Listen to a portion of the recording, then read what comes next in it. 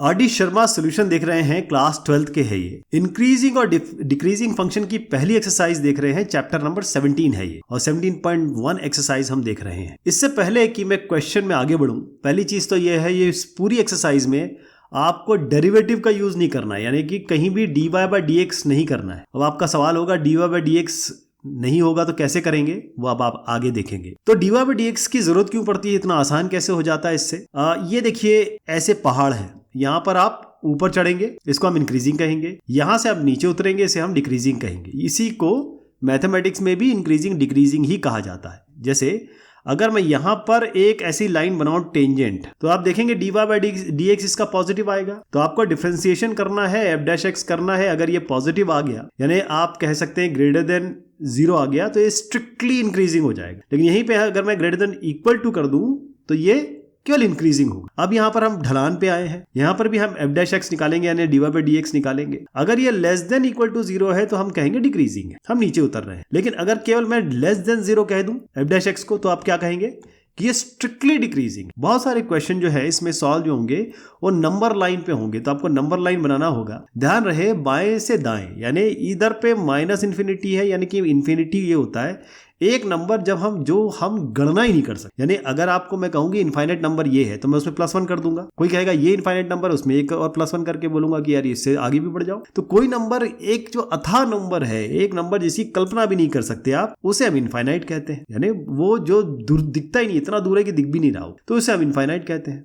Log के बहुत सारे फंक्शन है इसमें। अब आप देखिएगा कि बगैर इसका डिफरेंशिएशन का यूज किए हुए हम इसे कैसे करेंगे। Prove that the function f(x) is equal to log base ex is increasing on 0 to infinity। अब इसके बीच, बिल्कुल बीचों बीच आता है 0। इन्होंने कहा है 0 से इंफिनिटी के बीच में बताइए आप मुझे कि ये इंक्रीजिंग हो रहा है कि डिक्रीजिंग हो रहा है, और इन्होंने कहा प्रूव करना है, इसका मतलब ये होता ही होगा। तो ये जब इस तरीके के क्वेश्चन होते हैं तो हम क्या करते हैं कि भाई 0 से लेकर इंफिनिटी जो दिया हुआ है, इसी में हम कहते हैं कि हम क्या करते हैं, दो नंबर मान लेते हैं। जैसे मैंने कहा x1 और x2, ये आपके किस में है, हम कहते हैं ये 0 से लेकर इनफाइनाइट तक है। अब 0 से इनफाइनाइट, फिर से मैं नंबर लाइन बना लेता हूं, ये कहते हैं 0 से लेकर इनफाइनाइट तक है। अब इसका मतलब ये है कि आप 0 से इनफाइनाइट के बीच में जब जाएंगे तो आपको 1 भी मिलेगा, 2 भी मिलेगा, -100 भी मिलेगा, और 1 लाख भी मिलेगा, 10 लाख भी मिलेगा, ऐसे करके इनफाइनाइट पे पहुंचेंगे। मैंने ये कहा और मैंने ये माना कि x1 x2 0 से इनफाइनाइट के बीच में आते हैं, और ये इंक्रीजिंग जानने के लिए और डिक्रीजिंग जानने के लिए हम ये कहते हैं, क्योंकि उन्होंने कहा ये इंक्रीजिंग है। हाँ, और मैं ये कह रहा हूं कि x1 x2 से छोटा है। क्या है? x1 x2 से छोटा है। यानी x1 मान लीजिए आपने 3 माना है और x2 4 है, तो x1 x2 से छोटा है। ये 3 है, ये 4 है, तो 3 4 से छोटा है। अब जैसे ही आप इसका log लेंगे, अब ध्यान रखिएगा ये बेस e है, log बेस e। अभी मैंने आपको बताया था e जो है वो कांस्टेंट है। अगर मैं इसको कहूं ये मेरा y1 है, जो कि मैं कह रहा हूं log बेस e x1, इसको हम कहें पूरा y2 है, log बेस e x2। इसका मतलब क्या, अभी मैंने बताया था e की पावर y1 हो गया x1 और e की पावर y2 हो गया x2। तो अगर मैं x1 को x2 से लेस मानता हूं और इसका log लेता हूं, तो इसका मतलब क्या है, इस log का मतलब मैं यही तो कह रहा हूं कि भाई मैं y1 कह रहा हूं, यही तो है, y1 y2 ही तो कह रहा हूं। अब आप देखिए, अब मैं इसको कह रहा हूं कि भाई मेरा x1, जैसे एग्जांपल लिया मैंने, ये 3 है, ये 4 है, तो ये तो पॉजिटिव वैल्यू है, e तो 2.178 है। इसका मतलब कि ये जो पूरी वैल्यू, ये जो y1 और y2 आना चाहिए, ये भी तो इसी हिसाब से वेरी करेगा। आप समझ रहे मैं क्या कह रहा हूं? ये जो y1 है ये छोटा होगा, y2 बड़ा होगा, y2 बड़ा होगा तभी 4 आएगा, y1 छोटा होगा तभी 3 आएगा। एक एग्जांपल ले रहा हूं। इसका मतलब जब log लेंगे तब भी ये लेस देन ही साइन रहेगा। ये मैं आपको बताना चाह रहा हूं कि x1 x2 से छोटा है, तो log लेने के बाद भी जो वैल्यू आएगी, जैसे मैंने y1 और y2 बताया, तो ये y1 भी y2 से छोटी ही होगी। ये सब एक्सप्लेनेशन इसके कारण है। तो y1 y2 से छोटा हो गया, या कहें log x1 log x2 से छोटा हो गया। अब log क्या है? यही तो फंक्शन है। अगर मैं इस फंक्शन को y बराबर log बेस e x कह रहा हूं, तो ये तो आपका फंक्शन है, ये पहला फंक्शन है और ये आपका दूसरा फंक्शन है। मतलब फंक्शन तो सेम है, इस वैल्यू पे ये वैल्यू है, इस x1 पे इस फंक्शन की ये वैल्यू है, इस x2 पे फंक्शन की ये वैल्यू है। यही तो कह रहा हूं। है ना। इसका मतलब ये हुआ कि x1 less than x2 implies x1 अगर x2 से छोटा है तो fx1 भी fx2 से छोटा ही होगा। यानी अगर ये x1 x2 से छोटा है, पहाड़ देखिए, अगर ये इससे छोटा है तो फंक्शन की वैल्यू भी इससे छोटी ही होगी। यानी कि 3 और 3 4 से छोटा है तो फंक्शन की वैल्यू 3 पे और फंक्शन की वैल्यू 4 पे, तो फंक्शन की वैल्यू 3 पे लेस ही होगी f4 से, क्योंकि लॉग का फंक्शन है। और मैंने आपको बता दिया लॉग के फंक्शन से क्या होता है, ये होता है। इसका मतलब ये है जितने भी आप x1 x2 मानते रहें, किसमें 0 से लेकर इन्फिनिटी तक, तो fx जो है वो इंक्रीज कर रहा है, क्योंकि ये अगर ये इससे छोटा होता, मान लीजिए ये 3 और 4 है और हम 3 और 4 डाला और ये बड़ा निकल जाता, ये छोटा निकल जाता, तब तो गड़बड़ हो जाती। ये छोटा है तो फंक्शन भी छोटा है, ये बड़ा है तो फंक्शन भी बड़ा है। तो इसीलिए हम ये कहेंगे कि fx जो है वो इंक्रीजिंग है किस इंटरवल में, 0 से लेकर इनफाइनाइट। यहां तक क्लियर हो गया। अब कई लोग पूछते हैं कि भाई आपने ये लिख तो दिया, बना तो दिया, वो लॉजिक बताता हूं मैं, लेकिन लिखना कैसे है, क्योंकि हमको तो एग्जाम में लिखना पड़ेगा। तो उसके लिए मैं ज़रूर दिखा देता हूं कि भाई साहब इस तरीके से स्टेप बाय स्टेप लिखेंगे। ध्यान रखिएगा, पहली एक्सरसाइज को बहुत सारे धुरंधरों ने ये dy/dx से कर दिया है, जबकि जो RD शर्मा की पहली एक्सरसाइज है उसमें बगैर डेरिवेटिव के करना है। अब ये बड़ा एक ट्रिकी सवाल है जी। ये ट्रिकी सवाल इसलिए है क्योंकि ध्यान रहे, इसके लिए आपको लॉग का फंक्शन जानना होगा। इस तरीके का लॉग का फंक्शन होता है। अब ये जो क्रिटिकल पॉइंट है इसका 1 होता है, ये जो है ना 1 है, x इसमें 1 है और y ऑफ कोर्स 0 है। इस तरीके से ये काम चलेगा। इसलिए इन्होंने कहा कि देखिए, अगर मैं नंबर लाइन बना के बताऊं तो ये कहते हैं कि अगर अगर ये 0 है, ये 1 है, ये माइनस इनफाइनाइट है, ये प्लस इनफाइनाइट है, और ये कहते हैं कि 0 से 1 के बीच में बताइए पहले आप, 0 से 1 मतलब यहाँ बताइए। तो देख रहे हैं आप क्या हो रहा है, और 1 से और a ग्रेटर देन 1 से ऊपर बताइए आप, तो 1 से ऊपर क्या हो रहा है, तो कौन सी चीज डिक्रीज हो रही है, कहाँ वो इंक्रीज हो रहा है, ये आपको बताना। ठीक है, तो ये थोड़ा सा इसमें आपको समझना होगा मैं क्या कहना चाह रहा हूँ। अभी मैंने लॉग के बारे में बताया आपको, तो वो लॉग आपको अपने दिमाग में रखना है। यहाँ पर लॉग बेस a है और इस a के बारे में बात हो रही है, लॉग बेस e नहीं है, नेचुरल लॉग नहीं है। तो हम शुरुआत ऐसे ही करेंगे। शुरुआत क्या करेंगे, हम मान के चलते हैं कि x1 और x2 हमारे पास है, जो कि इस इंटरवल में आता है 0 से लेकर, इसमें भी इन्होंने यही इंटरवल कहा है। ठीक है जी, 0 से इनफाइनाइट में कहा है। तो 0 से इनफाइनाइट के बीच में हमने x1 x2 मान लिया। हम यहाँ पर लेते हैं केस 1, हम यहाँ लेंगे केस 2। केस 1 क्यों ले रहे हैं, क्योंकि इन्होंने एक अलग अलग 2 केसेस दिए हैं। तो यदि a ग्रेटर देन 1 है, अब a ग्रेटर देन 1 है, इसका मतलब ये 2 हो सकती है, वैल्यू 3 हो सकती है, 100 हो सकती है, लाख हो सकती है, 10 लाख हो सकती है, ये कुछ भी मान लीजिए आप। तो जब x1 x2 से छोटा, ये ऐसे ही हम करते हैं।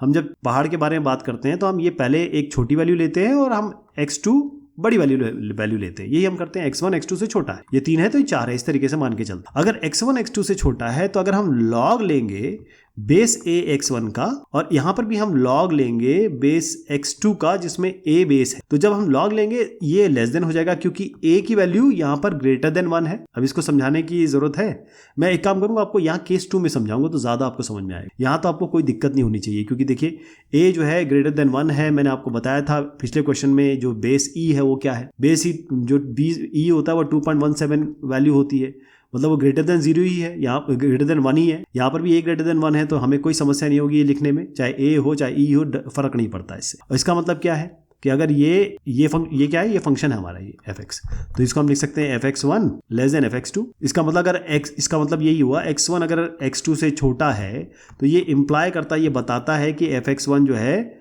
वो भी fx2 से छोटा है। इसका मतलब fx फंक्शन जो है वो इंक्रीज कर रहा है। इंक्रीजिंगली नहीं लिख रहा हूं मैं, ये एरो बना रहा हूं, किस इंटरवल में, 0 से लेकर इनफाइनाइट तक। ये क्लियर हो गया ना। अब हम केस 2 पे आते हैं। केस 2 बहुत ध्यान से देखिएगा, यहाँ है थोड़ा सा, जब हम कहें यहाँ से शुरुआत तो यही करनी है, लेकिन ध्यान रखिएगा a जो है वो 0 और 1 के बीच। तो अगर हम कहते हैं x1 लेस देन x2 है, तो अगर मैं इसमें log लगा दूं बेस a x1 और log a लगा दूं x2, तो ये लेस देन होगा कि ग्रेटर देन होगा, बताइए मुझे। ये ग्रेटर हो जाए, क्यों, क्योंकि a 0 से 1 के बीच में है, a इसके बीच में है। अगर मैं इसको मान लीजिए 0.5 लेता हूं, मतलब हाफ लेता हूं, और इसको मैं कहता हूं ये मेरा y1 है, इसको y1 लेते हैं, ये log a x1, इसका मतलब क्या हुआ, a की पावर y1 बराबर x1, इसको मैं y2 ले लेता हूं, y2, ये होगा लॉग बेस ए x2 यानी कि a की पावर y2 बराबर x2। अब हम कह रहे हैं कि भाई x1 जो है वो x2 से छोटा है, तो y क्या होना चाहिए? y जो है वो 0 से 1 के बीच में है, और मैं इसको मान लेता हूं कि ये हाफ है, 0.5 है, ये भी 0.5 है, ठीक है। अब a तो एक सॉरी ए है, y नहीं, y2 नहीं, यहाँ गलती हो गई। ये जो a है ये हाफ है, मतलब 0.5 है, तो इसको मैं 0.5 लिख देता हूँ, इसको मैं 0.5 लिख देता हूँ। तो 0.5 की पावर y1, 0.5 की पावर y2, ये है x1 और x2। अब मैं तो जानता हूँ ये x1 मेरा 3 है, ये x2 4 है, एक एग्जांपल ले रहा हूँ। तो अगर ये 3 4 से छोटा है और ये हाफ है, तो क्या y1 y2 से छोटा होगा?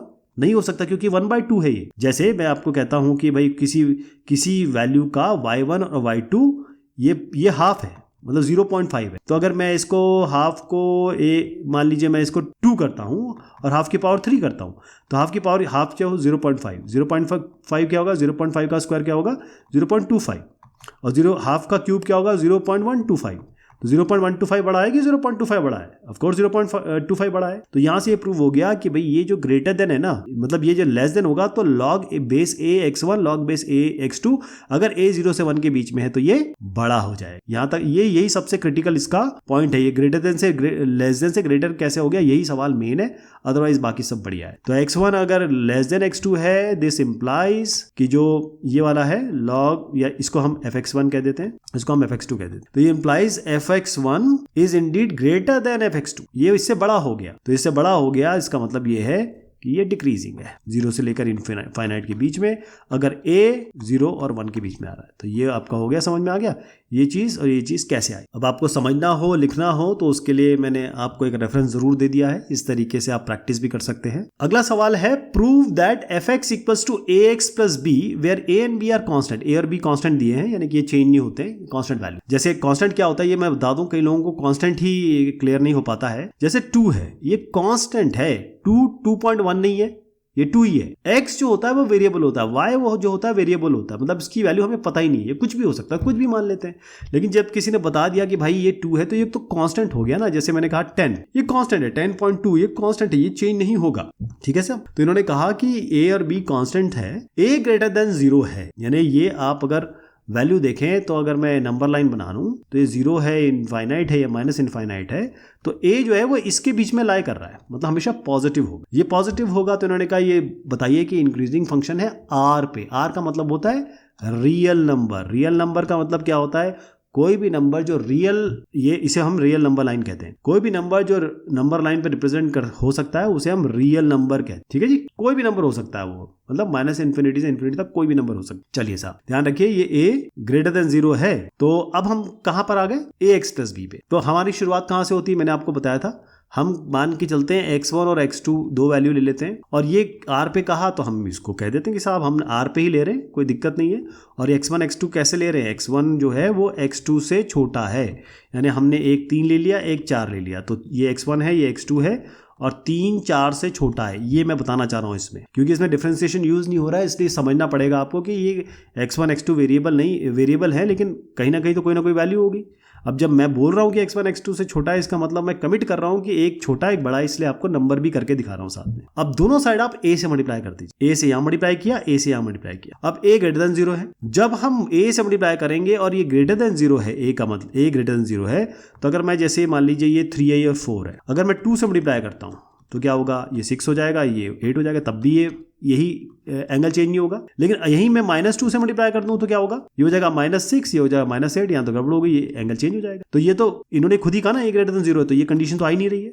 हमेशा पॉजिटिव ही से मल्टीप्लाई करोगे आप, पॉजिटिव होगा तो a पॉजिटिव है, तो पॉजिटिव है तो ये हमेशा एंगल ऐसे ही रहेगा, यानी x1 को मैंने x2 से कम माना, तो a क्योंकि पॉजिटिव वैल्यू है, इसीलिए हम कह रहे हैं कि a और b कांस्टेंट भी है, पॉजिटिव भी है, तो हमेशा लेस देन ही, मतलब ये एंगल ऐसे ही रहेगा। अब दोनों साइड आप b से ऐड कर दीजिए, ax1 यहाँ पर है, ax2 यहाँ पर है, मैं इसमें b ऐड कर देता हूँ, यहाँ भी b ऐड कर देता हूँ, क्या फर्क पड़ेगा। मैंने अभी बताया आपको b जो है वो भी कांस्टेंट है, तो आप कोई चीज यहाँ से घटाओ दोनों में या दोनों से बढ़ाओ, जैसे 3 लेस देन 4 है, अगर मैं यहाँ से -1 कर देता हूँ तब भी आपका 2 लेस देन 3 होगा, अगर मैं आप +1 कर देता हूँ तब भी आपका 4 लेस देन 5 होगा। तो कोई भी नंबर जोड़ेंगे घटाएंगे, ये क्योंकि कांस्टेंट वैल्यू है, फर्क नहीं पड़ेगा, ये हमेशा लेस देन ही रहेगा, ठीक है।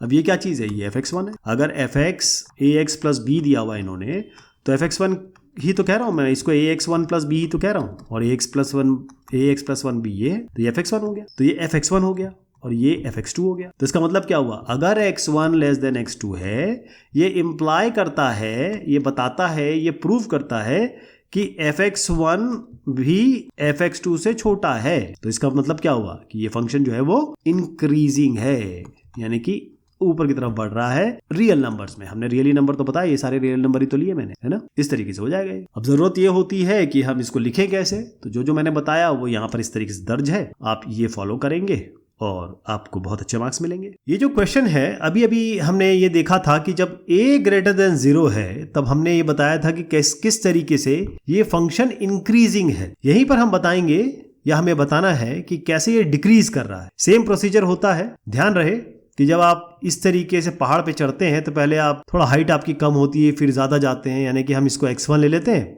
इसको x2 ले लेते हैं। x1 x2 से छोटा है, लेकिन ये जो रास्ता है वो किसके बीच में होना चाहिए, ये डोमेन दिया हुआ है रियल नंबर। रियल नंबर सब कुछ होता है, इसमें पॉजिटिव नंबर्स भी होते हैं, इसमें नेगेटिव नंबर्स भी होते हैं, इसमें डेसिमल भी होते हैं, सब कुछ होता है। रियल नंबर मतलब सब कुछ। चलिए साहब ध्यान रखिएगा, fx क्या है हमारे पास, फंक्शन ax प्लस बी, यानी अगर मैं x की वैल्यू चेंज करूंगा तो यहां पर ये परिवर्तन होगा और ये y की वैल्यू आएगी, कोई y की वैल्यू आएगी। अब कहना यह है कि a और b कांस्टेंट है, इसका मतलब ये परिवर्तनीय नहीं है, ये चेंज नहीं होंगे। और a लेस देन 0 है, इसका मतलब कि अगर मैं एक नंबर लाइन पे इसको a को शो करूं और ये माइनस इन्फिनिटी है, ये प्लस इन्फिनिटी है, तो आपका a लेस देन 0 है, मतलब a इधर है, यानी कि नेगेटिव होगा। बस ये ध्यान रखिएगा, a नेगेटिव पे है तो क्या परिवर्तन होने वाला। हमने कहा x1 छोटा है x2 से, तो हम कह दें कि भाई x1 हम और x2 दो नंबर ले रहे हैं और ये दोनों के दोनों ये रियल नंबर को बिलोंग करते हैं, रियल नंबर में है। जैसे अगर मैं x1 को ले लेता हूँ 2, तो x2 होगा 3, इस तरीके से मान के चलिए। 2 और 3 मैंने लिए, रियल नंबर पे है। अब क्योंकि 2 और 3 ले लिए, x1 x2 ले लिए,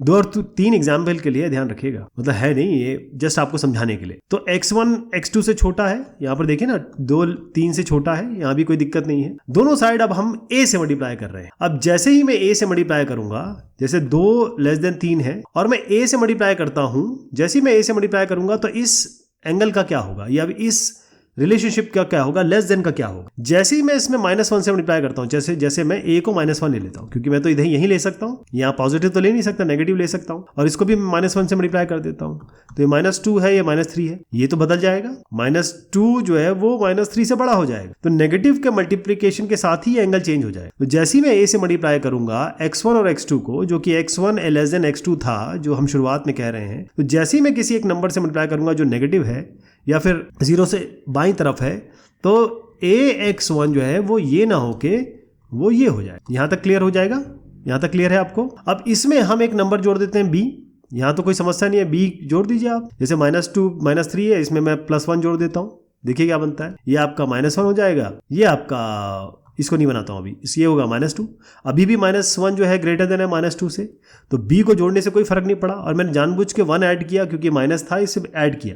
सब्ट्रैक्ट भी कर लीजिए आप, तब भी यही होगा। तो इसमें b जोड़ने से कोई फर्क नहीं पड़ेगा। अब ये क्या था, मैंने आपको शुरुआत में बताया था कि जो फंक्शन है हमारा वो क्या है, ax प्लस b। तो ax1 प्लस b क्या हो गया, fx1, यानी जब x1 डालेंगे तो ax1 हो जाएगा। इसी तरीके से x2 डालेंगे तो ये आपका fx2 हो जाएगा। तो इससे क्या पता चला, इससे ये पता चला कि यदि हम x1 और x2 को इस तरीके से लेते हैं कि एक वैल्यू दूसरे से कम है, तो ये पूरी तरीके से इंगित करती है, बताती है आपको कि जो fx1 है वो लेस देन ना हो के वो बड़ा हो जाएगा fx2 से। तो आप ये कह रहे हैं x1 x2 से छोटा है, लेकिन इसकी वैल्यू, मतलब फंक्शन की वैल्यू इससे बड़ी हो गई, तो इसका मतलब ये x1 ये छोटा तो हो नहीं सकता। इसका मतलब ये आप यहीं ऊपर ना जाके आप डिक्रीज कर रहे हैं, आप ये ले रहे हैं, इस तरीके से हो रहा है, आप नीचे की तरफ जा रहे हैं। तो इसीलिए इसको कहेंगे कि क्योंकि इंप्लाई करता है, तो fx जो है वो एक डिक्रीजिंग फंक्शन है, किस पे, रियल नंबर्स पे। जिस तरीके से आपको इसको प्रूव करना है, मैंने तो आपको 2-3 ऐसे नंबर लेके समझाए, लेकिन वो समझाने का था, लिखना आपको कुछ इस तरीके से। यहाँ पर हम नंबर्स नहीं दिखा सकते। और ध्यान रखिए, dy बाई dx का तो कतई इस्तेमाल नहीं करना है, क्योंकि पूरी एक्सरसाइज में ही कहीं नहीं किया है। Show that fx equals to 1 by x is decreasing function on 0 to infinity. Question को बहुत ध्यान से समझिए, fx जो फंक्शन है वो तो सीधा आप 1 बाय x लिख दीजिए, लेकिन अब इनका कहना है कि 0 टू इन्फिनिटी के बीच में अगर मैं एक नंबर लाइन बनाऊं और ये मेरा नेगेटिव इन्फिनिटी है, ये मेरा पॉजिटिव इन्फिनिटी है, मतलब एक नंबर जिसकी गणना ही नहीं कर सकते, जिसका आंकलन ही नहीं कर सकती, इतना बड़ा है वो, इतना या इतना छोटा है, ये 0 बिल्कुल दरमियान में आता है, बिल्कुल मिड में आता है। इन्होंने कहा देखिए साहब, आप 0 to इन्फिनिटी की बात करेंगे यहां से यहां तक, इस बात को तो भूल ही जाइए, आप यहीं पे बताइए हमें।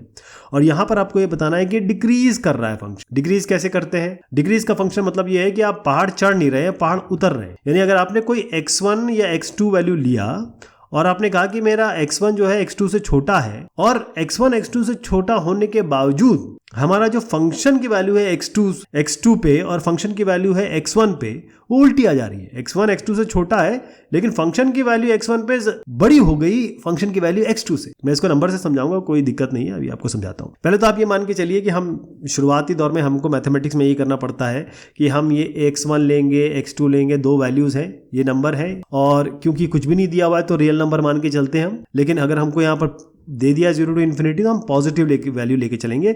इसका मतलब x1 x2 जो है वो -1 -100 ये नहीं हो सकते, कभी भी नहीं हो सकते, ये हमेशा पॉजिटिव होंगे। पहली चीज़ तो ये क्लियर हो गई।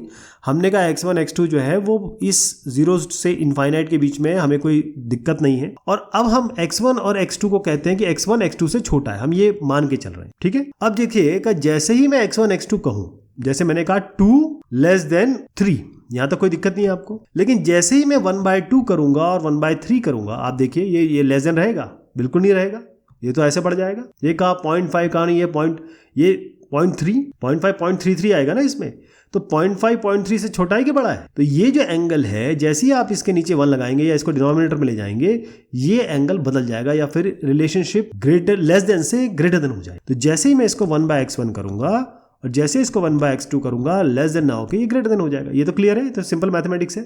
और ये क्या था? अगर मैं इसमें x1 रख दूं तो fx1 हो जाएगा, तो इसको मैं fx1 कह देता हूं। मैं यहाँ x2 रख दूं तो ये x2 हो जाएगा, इसको मैं fx2 कह देता हूं। मतलब आप x1 तो x2 से छोटा ले रहे हैं, लेकिन जैसे ही x1 x2 से छोटा लिया, मतलब एक नंबर जो दूसरे से छोटा है, लेकिन उस वैल्यू पे जो फंक्शन की वैल्यू है वो बड़ी आ जा रही है दूसरे से। इसका मतलब ये है कि जब इसको इस तरीके से लिखा जाता है कि अगर x1 x2 से छोटा है, और ये इंप्लाई कर रहा है, ये बता रहा है कि नहीं साहब, ये x1 x2 तो छोटा है लेकिन फंक्शन की वैल्यू इन दोनों वैल्यू पे वो उल्टी हो जा रही है, यानी कि ये ग्रेटर देन हो जा रही है।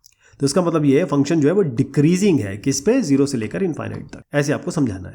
अब आप देखें लिखना आपको कैसे है, मैंने तो पूरा लॉजिक समझाया आपको, लेकिन लिखित तौर पे इस तरीके से दर्ज किया जाएगा, नोट कर लीजिए इसको। Show that the function 1/x² in the interval 0 to infinite, ये डिक्रीज करता है और इंक्रीज करता है इंटरवल -∞ to 0। अब ये पहले तो इनसे ये कंफ्यूजन आप दूर कर लें, पहले इसको समझा देता हूं, इसके बाद इस पे आते हैं। ये सबसे अच्छा तरीका है ना, आप नंबर लाइन बनाइए। यहाँ पर -∞ है, यहाँ पर इन्फिनिटी है। इन्फिनिटी का मतलब होता है एक नंबर जिसको आप गणना ही, मतलब उसको कैलकुलेट ही नहीं कर सकते, वो एकदम एक्सट्रीम पे है। क्योंकि कोई भी एक्सट्रीम होगा ना, मैं एक उसमें जोड़ दूंगा, आप कहेंगे अरे ये तो एक और बढ़ गया, फिर आप एक और जोड़ दोगे तो वो बढ़ता चला जाएगा, वो हमें नहीं पता कहाँ तक जाएगा। बीच में 0 है, इनका कहना है 0 से इनफाइनाइट। अब देखिए कितनी चालाकी क्वेश्चन में की जाती है।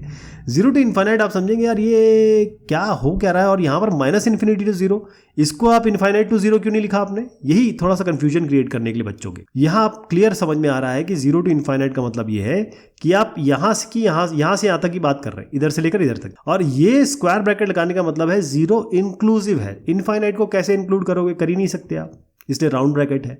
इनफाइनाइट की वैल्यू नहीं पता तो कैसे इंक्लूड करोगे? लेकिन 0 इसमें स्ट्रिक्टली है। दूसरा इंटरवल ये बताते हैं कि -∞ to 0, यानी कि इधर की बात कर रहे हैं, यहां से लेकर यहां तक। तो यहां पर क्या कहा इन्होंने?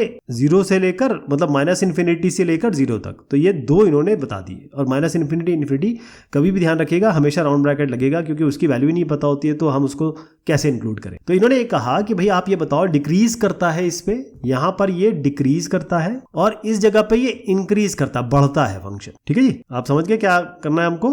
तो हम इसमें दो केसेस लेंगे, एक इंक्रीजिंग समझा देंगे, एक डिक्रीजिंग समझा देंगे। हम यहां से लेके चलेंगे f(x), हमारे पास फंक्शन है 1/1 + x², जो क्वेश्चन में भी दिया हुआ है। और अब हम अपनी वही प्रोसीजर को अपनाएंगे कि हम पहले इसको शुरुआत करते हैं, यहाँ पर इसको 0 से इन्फिनिटी पे डिक्रीजिंग दिखाते हैं। कैसे होगा ये? मैं इसको केस 1 कह रहा हूँ, आप चाहे तो केस 1 ना भी लिख के इसको पहले प्रूव कर दीजिए, इसको बाद में प्रूव कर दीजिए।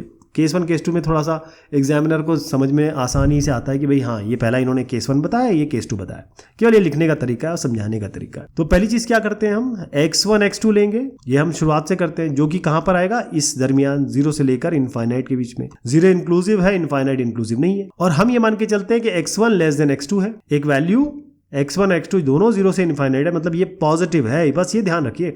अगर आप ये समझ गए ना, इसमें ध्यान मत दीजिए, आप ये देखिए कि पॉजिटिव है, ये आपके दिमाग में रहना चाहिए, उससे आपको सब चीजें क्लियर हो जाएंगी। तो x1 लेस देन x2 है। अब क्या करता हूँ, मुझे ये लाना है, तो कैसे लाऊंगा मैं, पहले दोनों को स्क्वायर कर देता हूँ। तो x1 स्क्वायर भी x2 से छोटा ही रहेगा। जैसे मैंने कहा 2 लेस देन 3 है, मैं इसलिए ले रहा हूँ क्योंकि बहुत नॉर्मल जो बंदे हैं उनको भी समझ में आ जाए। तो अगर मैं इसको स्क्वायर, ये तो 2 3 से छोटा ही है और 0 से इनफाइनाइट के बीच में भी है, अगर मैं इसका स्क्वायर कर दूं तो क्या होगा, 4 और ये 9, तब भी ये एंगल यही रहेगा। तो इसका मतलब अगर स्क्वायर करता हूं तो ये जो एंगल है, एंगल मैं कह रहा हूं वैसे ये लेस देन है, तो ये लेस देन x1 स्क्वायर ही रहेगा। दोनों में एक जोड़ दीजिए, कोई फर्क नहीं पड़ेगा। कोई फर्क पड़ेगा, कुछ भी नहीं फर्क पड़ेगा, तब भी ये इससे कम ही रहेगा। जैसे अगर मैं 4 में 1 ऐड कर दूं और 9 में 1 ऐड कर दूं, कोई फर्क पड़ेगा? 5 और ये 10 हो गया, तब भी तो 5 10 से कम ही रहेगा ना, तब भी कोई फर्क नहीं पड़ेगा। लेकिन मैं एक चीज बताऊं आप, जैसे ही मैं 5 को 1/5 करूंगा और जैसे ही मैं 10 को 1/10 करूंगा, मामला बदल जाएगा। मामला क्यों बदलेगा? क्योंकि ये लेस देन से ग्रेटर हो जाएगा। आप इसकी वैल्यू निकाल के देख लीजिए, है ना।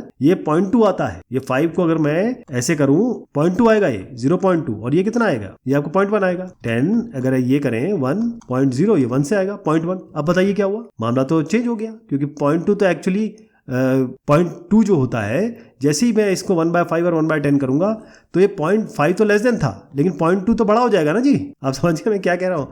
जैसे ही मैं इसको 1/1 प्लस x1 स्क्वायर करूंगा, जैसे इसको 1/1 प्लस x2 स्क्वायर करूंगा, ये मामला चेंज हो जाए। इसका मतलब क्या है कि अगर मैं ये चीज क्या है, पहले तो ये चीज समझ लीजिए कि ये चीज आपकी fx1 है और ये पूरी चीज आपकी fx2 है। यानी अगर x1 लेस देन x2 है तो ये जो फंक्शन है इस रेंज में fx1 ये ग्रेटर देन हो गया fx2 से। तो इसका मतलब क्या हुआ कि इसके लेस देन होने से ये बढ़ता है। इसका मतलब ये है कि ये फंक्शन जो है वो डिक्रीजिंग फंक्शन है। आप ऊपर नहीं चढ़ रहे हैं, आप नीचे की तरफ जा रहे हैं, तो ये डिक्रीजिंग फंक्शन होगी। तो ये प्रूव हो गया ना, ठीक है। अब हम केस 2 पे आते हैं और फिर देखिएगा कैसे ये डिक्रीज होता है। केस 2 क्या बनेगा?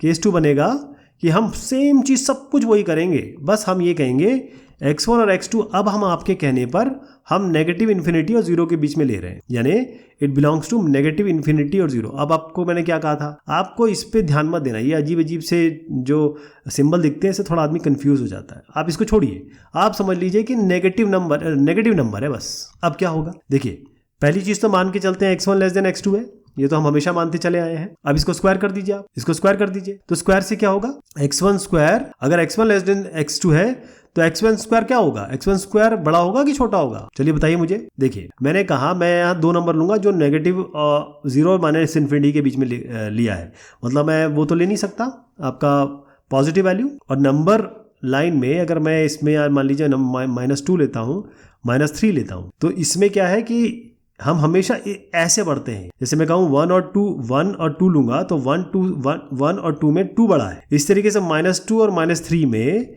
-2 बड़ा है -3 से। अब मैं कहता हूँ मैंने 2 नंबर लिए जो -∞ 0 के बीच में है और -2 जो है वो -3 से बड़ा है, या फिर ये कहेंगे -3 -2 से छोटा है, यही तो हुआ इसका मतलब। लेकिन जैसे ही मैंने इसका स्क्वायर किया, क्या हुआ, जैसे स्क्वायर किया नेगेटिव हट गया, ये 9 हो गया, ये 4 हो गया। तो अब ये जो साइन है ये बदल गया, 9 4 से बड़ा हो गया। तो इसका मतलब जब स्क्वायर करेंगे तो ये लेस देन साइन ना होकर ये ग्रेटर देन हो जाएगा। ठीक, यहाँ तक ठीक है। 1 जोड़ दीजिए, 1 से तो कोई फर्क नहीं पड़ेगा, यही साइन रहेगा। अब डिवाइड कर दीजिए। मैंने आपसे कहा था कि जब भी आप डिवीजन में लाते हैं, अभी मैंने आपको समझाया, तब क्या हो जाएगा, ये जैसे ही मैं डिवाइड करूंगा फिर इसका साइन चेंज हो जाएगा, फिर इसका साइन चेंज हो जाएगा, है ना। तो ये आपका है fx1, ये है fx2, और आपने क्या किया था, शुरुआत में कहा था x1 लेस देन x2 है। तो अगर एक वैल्यू दूसरे से छोटी है और ये बता रहा है कि फंक्शन की वैल्यू भी दूसरे फंक्शन की वैल्यू से छोटी है, तो इसका मतलब ये है कि आप ऊपर चढ़ रहे हैं। अगर ये इससे छोटा है तो फंक्शन की वैल्यू भी छोटी है, तो इसका मतलब ये इंक्रीजिंग फंक्शन है -∞ से 0 तक। क्लियर हो गया क्या बताया मैंने? अब इसको ही आप लिखेंगे कैसे, मैं बताता हूं आपको। आपको जो करना है वो इस तरीके से करिएगा, या फिर जो मैंने समझाया उस तरीके से लिख लीजिएगा, ये आपके ऊपर है, लेकिन इसको नोट कर लीजिए। ये अगला सवाल है, fx बराबर 1/x² is neither increasing nor decreasing in real number. अब यहां पर तो भाई रियल नंबर की बात आ गई। अब रियल नंबर की बात आई तो आप क्या करोगे, रियल नंबर की बात आते ही आप पूरी नंबर लाइन लोगे, -∞ से लेकर यहां पर इनफाइनाइट तक, है ना। अब मैं आपको बताऊं, ये क्वेश्चन अभी हम कर चुके हैं, तो मैं इसमें थोड़ा सा आपको शॉर्ट पे बताऊंगा। शॉर्ट में क्या है, हमने अभी जो पहला क्वेश्चन किया, यहां पर हमने कहा 0 से इनफाइनाइट तक तो ये इंक्रीज कर रहा है, जीरो से माइनस इनफाइनाइट तक तो ये इंक्रीज कर रहा है। जीरो से लेकर क्या हमने क्या बताया था पिछला क्वेश्चन अगर आप देखें तो डिक्रीमेंट कहां हो रहा था, इसमें यहां पर डिक्रीमेंट हो रहा है। नेगेटिव टू इनफाइनाइट हमने प्रूव कर दिया कि ये इंक्रीमेंट हो रहा है, अभी हमने किया पिछले क्वेश्चन में, है ना। लेकिन अब चक्कर क्या है कि आप ये कहेंगे कि भाई एक जगह पे तो ये इंक्रीज हो रहा है, एक जगह पे डिक्रीज हो रहा है। अगर हम ये रेंज ले तब तो हमारा काम बन जाएगा। लेकिन जब हम माइनस इन्फिनिटी टू इन्फिनिटी, क्योंकि रियल नंबर क्या है, रियल नंबर क्या है, माइनस इन्फिनिटी टू इन्फिनिटी, तो आपको क्या करना है, वो बिल्कुल जो पिछला क्वेश्चन है उसी तरीके से इसका उत्तर देना है, बिल्कुल वही काम करना है। बस एक लाइन इसमें जोड़ देनी है कि क्योंकि ये रियल नंबर है तो हम क्या करेंगे कि इस पूरे को डिवाइड कर देंगे माइनस इन्फिनिटी टू जीरो और इन्फिनिटी जीरो से लेकर इनफाइनाइट तक, हम इसको इस तरीके से डिवाइड कर देंगे। और हम यहां पर दिखा देंगे कि क्या हो रहा है। अभी मैंने आपको बताया था कि यहां पर क्या हो रहा है, इस जगह पे माइनस इन्फिनिटी टू जीरो पे तो ये इंक्रीज हो रहा था और जीरो टू इन्फिनिटी पे ये डिक्रीज हो रहा था। तो आप ये कहेंगे देखिए साहब यहाँ तो इंक्रीमेंट और यहाँ डिक्रीमेंट है अगर ये रेंज है, लेकिन जब पूरा आप देखेंगे तो ऐसा तो हो नहीं सकता कि एक जगह इंक्रीज हो एक जगह डिक्रीज हो। इसका मतलब आप कहेंगे नाइदर इंक्रीजिंग नॉट डिक्रीजिंग। ये पूरा इसका पूरी चर्चा करेंगे, मैं आपको थोड़ा सा और समझा देता हूँ। सबसे पहले हमें क्या करना है, इस रियल नंबर को डिवाइड कर देना है जीरो से इनफाइनाइट और माइनस इन्फिनिटी जीरो, और बिल्कुल वही करना है जो मैंने आपको पिछले क्वेश्चन में समझाया। पहले आप क्या करेंगे, जीरो से इनफाइनाइट में इसको डिक्रीजिंग दिखा देंगे, फिर माइनस इन्फिनिटी टू जीरो पे इसको इंक्रीजिंग दिखा देंगे। आप कहेंगे देखिए जीरो टू इन्फिनिटी में तो डिक्रीजिंग है, माइनस इन्फिनिटी टू जीरो में इंक्रीजिंग है, तो ये तो कॉन्ट्रडिक्शन हो गया, ये तो मामला ही बिगड़ गया। अगर एक पोर्शन में ये इंक्रीज हो रहा है तब तो ठीक है, उसी पोर्शन में इंक्रीज भी हो रहा है डिक्रीज भी हो रहा है, तो ये इसका मतलब ये नीदर इंक्रीजिंग नॉट डिक्रीजिंग, ना ये बढ़ रहा है ना ये घट रहा है, इसमें ये आप प्रूव कर देंगे विदाउट यूजिंग डेरिवेटिव। अब ये ध्यान रखिएगा डेरिवेटिव का इस्तेमाल नहीं करना है, इसलिए शुरुआत से अभी तक मैंने किसी भी क्वेश्चन में डेरिवेटिव का इस्तेमाल नहीं किया है। Without using the derivative show that the function f(x) equals to modulus x is strictly increasing in zero to infinity, strictly decreasing in negative to zero. Strictly increasing decreasing मैं आपको शुरुआत में बता चुका हूं। तो पहला वाला ले लेते हैं ए में क्या कहता है। सबसे पहले हम f(x) जो है वो लिखते हैं मॉड्यूलस x। ध्यान रखिएगा f(x) जो मॉड्यूलस x का मतलब ये होता है कि यदि x greater than equal to zero है तो मॉडुलस x की वैल्यू होगी x, पॉजिटिव x। यदि x लेस देन जीरो है तो मॉडुलस x की वैल्यू हो जाएगी नेगेटिव x। बस ये ध्यान रखिएगा, ये पूरा एक फंक्शन का मैंने आपको लब्बो लुआ बता दी, ठीक है साहब। अब आप आइए, वही हमारा जो प्रोसीजर रहता है, हम x1 ले रहे हैं x2 ले रहे हैं, दो वैल्यू ले रहे हैं जो कि किस पे आ रही है। पहला वाला क्या है, जीरो से इनफाइनाइट। मैंने आपसे क्या कहा था, जीरो टू इनफाइनाइट मत देखिए, आप ये देखिए ये पॉजिटिव वैल्यू है, बस यहां पर ध्यान रखिएगा ये पॉजिटिव वैल्यू है। तो आप कहते हैं x1 लेस देन x2 है, यहां से मान के चल रहे हैं। अब x1 लेस देन x2 है तो इसका मॉडुलस, अब ये पॉजिटिव वैल्यू है, कोई भी पॉजिटिव वैल्यू जैसे 2 है और आप कह रहे हैं 2 लेस देन 3 है तो इसका मॉडुलस भी ले लीजिए, मतलब पॉजिटिव कर दीजिए इसको, फर्क तो कुछ नहीं पड़ेगा क्योंकि ऑलरेडी पॉजिटिव है। तो मॉडुलस लगा दीजिए, कोई भी फर्क नहीं पड़ेगा, लेस देन ही रहेगा। और ये क्या चीज है, ये अगर मैं x1 रख दूं तो ये 1 हो जाएगा, यानी कि fx1 है। ये क्या हो जाएगा, ये fx2 हो गया। तो x1 लेस देन x2 है तो fx1 और fx2 भी लेस देन ही रहेगा। तो अगर ये लेस है ये लेस है, इसका मतलब ये इंक्रीजिंग फंक्शन है। किस रेंज में, जीरो से लेकर इनफाइनाइट तक। ये प्रूव कर दिया आपने, ठीक। अब बी पे आ जाते हैं, सेम चीज करेंगे। अब हम कहेंगे कि x1 और x2 ये बिलोंग कर रहे हैं। अब मामला थोड़ा चेंज हो रहा है, ये माइनस इन्फिनिटी टू जीरो के बीच में है। अब इससे कंफ्यूज नहीं होना, आप ये मान के चलिए बस इतना कि ये नेगेटिव नंबर की बात कर रहे हैं। अब नेगेटिव की नंबर की बात कर रहे हैं और हम कह रहे हैं x1 is less than x2।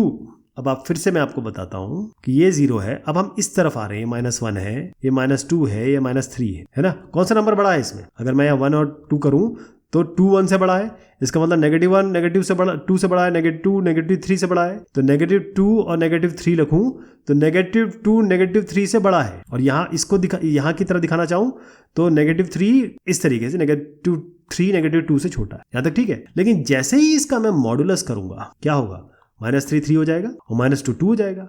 तो अब तो ये बदल गया ना। तो मॉडुलस लगाते ही नेगेटिव का ये ऐसा हो जाएगा, तो मॉडुलस x1 ग्रेटर देन हो जाएगा मॉडुलस x2 से। ये क्लियर हो गया ना। तो इसका मतलब ये क्या है, fx1, ये क्या है, fx2 ग्रेटर हो गया। तो आप कह रहे हैं भाई x1 लेस देन x2 है लेकिन fx1 तो बड़ा हो गया fx2 से, तो इसका मतलब ये फंक्शन क्या हो गया, यानी कि ये डिक्रीज हो रहा है।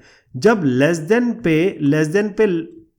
वैल्यूज पे लेस देन फंक्शन की वैल्यू आ जाए तब ये इंक्रीजिंग है। जब लेस देन वैल्यू पे मतलब जो वैल्यूज हैं उन पे फंक्शन की वैल्यू इंक्रीज हो जाए, मतलब उल्टा हो जाए, ये उल्टा हो जाए, बस ये समझ लीजिए, तब ये आपका डिक्रीजिंग हो जाएगा, और ये आपको बताना था, ये डिक्रीज हो जाएगा। ठीक है जी, और लिखेंगे आप इस तरीके से, और नंबर जो मैंने आपको बताए थे, नंबर लाइन बताई थी, वो सब समझाने के लिए बताए थे, लेकिन एग्जामिनर को आप इतना बता देंगे तो उनके लिए काफी रहेगा, वो समझ जाएंगे कि आपको ये आता है। Without using the derivative show that the function f(x) = 7x - 3 is strictly increasing function on r क्या हो गया, सार। अब बस ये अगर समझ गए ना, मैं बार बार इसी को कह रहा हूं, ये आपने दिमाग में डाल दिया तो ये ऐसे क्वेश्चन और पूरा चैप्टर आपके लिए बहुत आसान हो जाएगा। r मतलब आप पूरे की, यहां से लेकर यहां पूरे की बात कर रहे हैं। ठीक है, तो अब आप f(x) फंक्शन क्या है आपका, ये बहुत ही आसान क्वेश्चन है, वैसे बता दूं आपको, क्योंकि इससे गंभीर क्वेश्चन पहले आप कर चुके हैं, जस्ट 2-4 सवाल पहले। तो शुरुआत कैसे करते हैं हम लेंगे x1 और x2 दो वैल्यू ले लीजिए, जो किस में आ रही है, रियल नंबर में आ रही है। अब ये पॉजिटिव भी हो सकता है, नेगेटिव भी हो सकता है, हमें पता ही नहीं क्या है, नेगेटिव पॉजिटिव दोनों हो सकते हैं, लेकिन x1 जरूर x2 से छोटा है, ये जरूर है। यानी अगर मैं पॉजिटिव वैल्यू लेके चलता हूं तो इसको 2 ले लो, इसको 5 ले लो, तो आपका 2 < 5 है ना। अब मैं इसको 7 से मल्टीप्लाई कर दूं, 7 से मल्टीप्लाई करके देखिए क्या आता है, 7 × 2 = 14, 7 × 5 = 35। अभी भी ये लेस देन रहा, तो इस 7 से मल्टीप्लाई करने पर ये हमेशा लेस देन ही रहा, कोई फर्क नहीं पड़ा। अब इससे 3 घटा देता हूं मैं, 3 घटा के दिखा देता हूं, 14 - 3 35 - 3 क्या हुआ जी, ये हो गया आपका 11, ये 35 - 3 हो गया 32। आपको कोई फर्क लग रहा है, अभी भी इससे छोटा ही है, तो अभी भी ये छोटा ही है, और ये क्या चीज है, ये f(x1) है। अगर मैं इसकी जगह 1 रख दूं तो ये f(x1) हो जाएगा, यहां पर x2 रख दूं तो ये f(x2) हो जाएगा। तो अभी भी ये जो फंक्शन है ये लेस है, तो अगर x1 और x2 लेस है तो फंक्शन भी लेस है। तो मैंने कहा था लेस देन जहां मिल जाए आपको, इसका मतलब फंक्शन क्या है, वो स्ट्रिक्टली इंक्रीजिंग हो गया। जहां पर आपको लेस देन x1 x2 में मिले लेकिन फंक्शन में ग्रेटर देन मिल जाए, इसका मतलब डिक्रीजिंग है। क्लियर हो गया ना कैसे किया ये। तो साहब इस तरीके से इसको सॉल्व करेंगे। यहाँ जो मैं बताता हूँ ये आपके समझाने के लिए बताता हूँ, लेकिन लिखित तौर पे आप इसको इस तरीके से करेंगे, नोट कर लीजिए इसको। तो ये बात हुई हमारी इंक्रीजिंग और डिक्रीजिंग फंक्शन की। एक्सरसाइज 17.1 हमने समाप्त की है। बहुत बहुत शुक्रिया, धन्यवाद आप सभी लोगों का।